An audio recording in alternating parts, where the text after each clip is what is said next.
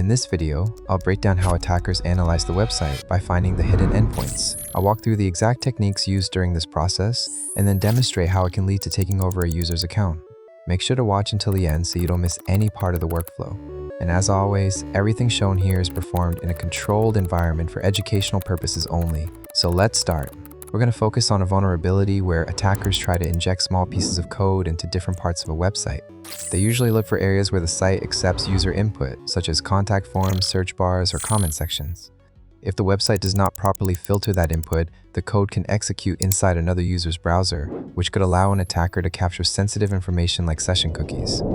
First, I'll show you how to find submit forms, since they are a great starting point for testing input-based vulnerabilities. One effective method is using Dorks. You can use Google Dorks to find contact pages, feedback forms, or report pages.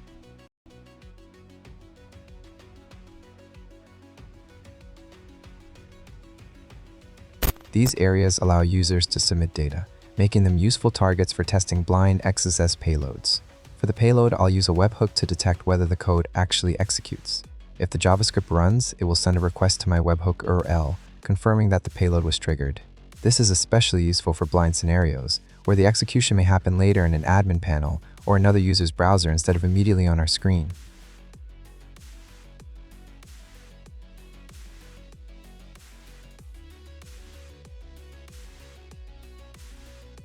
You can also try different types of payloads depending on how the application handles and filters the input. This technique is commonly used during bug bounty testing. For demonstration purposes, I'll use a Google Dork to locate contact pages related to Naja domains.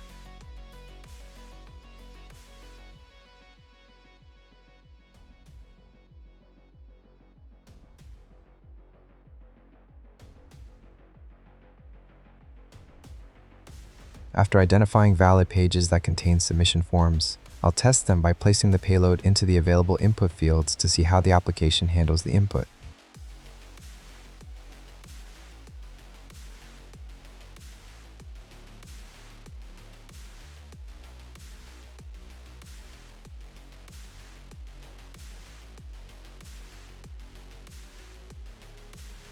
Every request sent from your browser to a server contains additional information called HTTP headers, and one of these headers is the user agent, which identifies the browser and system making the request.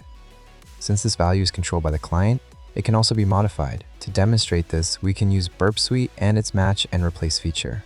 This allows us to automatically modify outgoing requests and insert our payload into the user agent header. For the payloads, I'm using XSS Report, which provides ready-to-use payloads and encoded versions. This saves time compared to manually creating payloads with the webhook and lets you test different encodings depending on how the application processes input.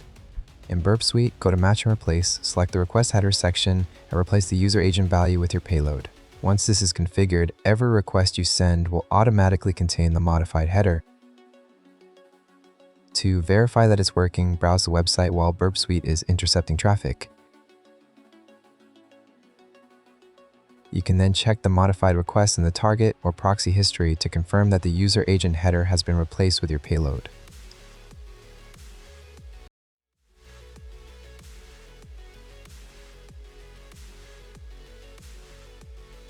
You need to test every part of the website to understand how user input is handled. This includes areas like comment sections, blog posts, profile pages, chat features, and any other place where users can submit content.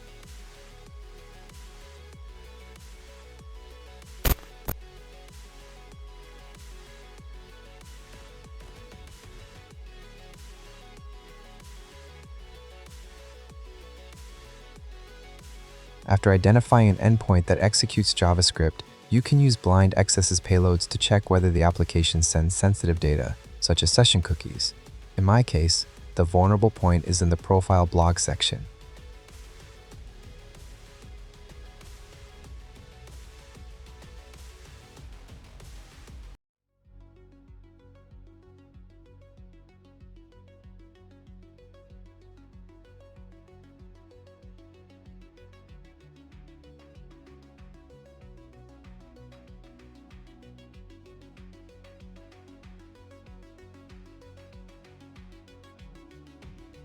Sending a raw or obvious payload there can make the victim suspicious, so it's better to embed the payload within normal-looking content to make it appear legitimate.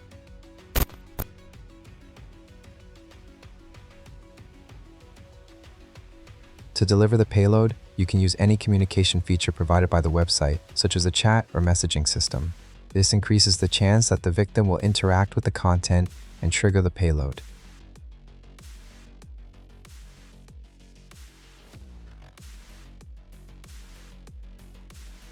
For demonstration, I'll log in as the victim and open the message to simulate how the payload would be triggered when viewed.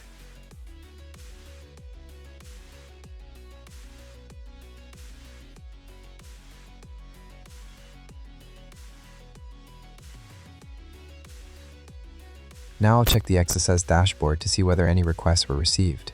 If the payload executed successfully, we should see incoming data from the victim's browser, including session information. After capturing the session cookies, an attacker could use them to impersonate the victim. To demonstrate this safely, I'll use a browser extension called Cookie Editor, which allows me to modify my current session cookies and replace them with the captured ones. And with that, I was successfully able to access the victim's account using the captured session. That's it for this video.